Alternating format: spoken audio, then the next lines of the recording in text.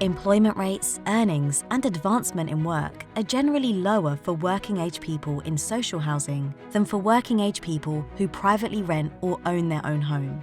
Most of this can be readily explained, but stubborn barriers remain. Through this new piece of research, the APPG for Housing and Social Mobility has examined, firstly, the barriers people of working age in social housing face when seeking meaningful and rewarding employment. Secondly, the success factors from social landlords' initiatives to help people secure work and grow in their jobs. And thirdly, which policies could secure better outcomes for people in social housing and their communities.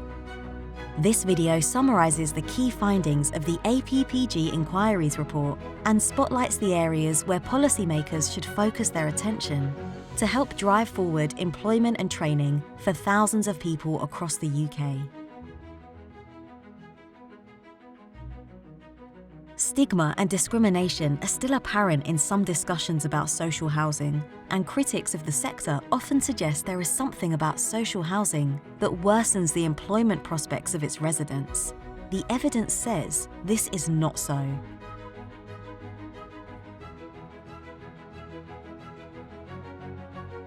Social housing at affordable rents can give people the security they need to create a foundation for success, helping them overcome barriers and, in turn, secure employment. But we need to do more to tackle barriers such as job availability and jobs quality, transport, and childcare support networks that all affect people's employment success. This new report examines how these barriers can be lowered and help increase social mobility for working-age social housing tenants.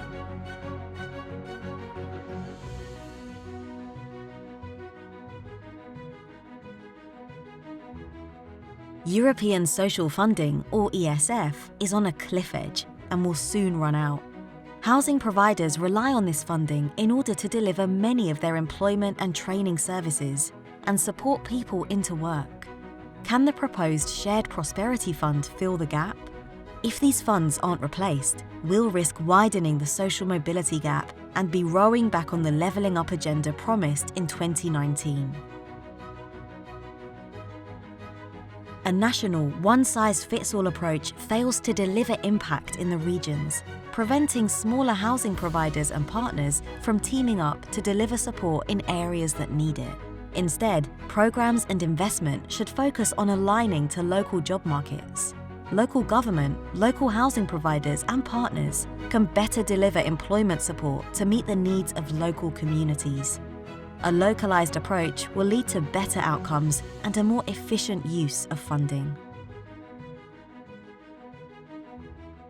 The housing sector has a long record of directing investment back into its community by offering employment, skills, and apprenticeship support. We can harness this power to guarantee that jobs and apprenticeship opportunities are created for local people by requiring our suppliers and contractors to commit to providing these opportunities.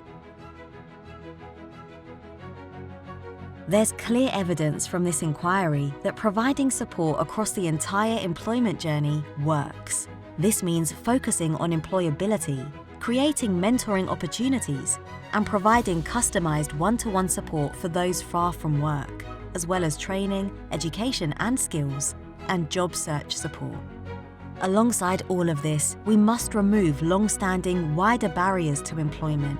These include poor or expensive public transport, which limits the search area for employment; accessible, affordable childcare needs to be prioritised by both housing associations and by government; temporary, time-limited financial support for those entering the job market to help cover extra essential costs related to starting a job; and finally, eradicating digital exclusion with access to quality, affordable broadband for all. Without removing these barriers to work, we risk failing to create the right conditions that support working-age people from taking steps towards employment or succeeding in work.